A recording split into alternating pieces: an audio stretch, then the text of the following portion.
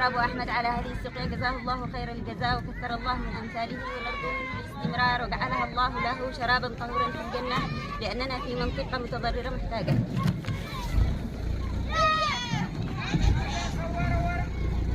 بسم الله الرحمن الرحيم. الحمد لله رب العالمين والصلاة والسلام على سيدنا الكريم. انطلاقا من قول الرسول صلى الله عليه وسلم: ما من مسلم سقى مسلما على ظماء إلا سقاه الله من رغ المختوم.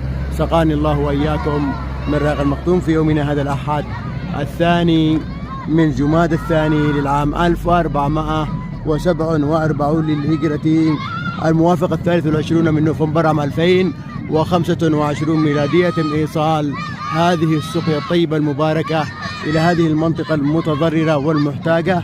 سقيا رقم 6 من أبو أحمد جزاه الله خير الجزاء وكتب أجره عن طريق أم عبد السلام فارس الشعيبي. نسأل المولى عز وجل أن يكتب لها الأجر وأن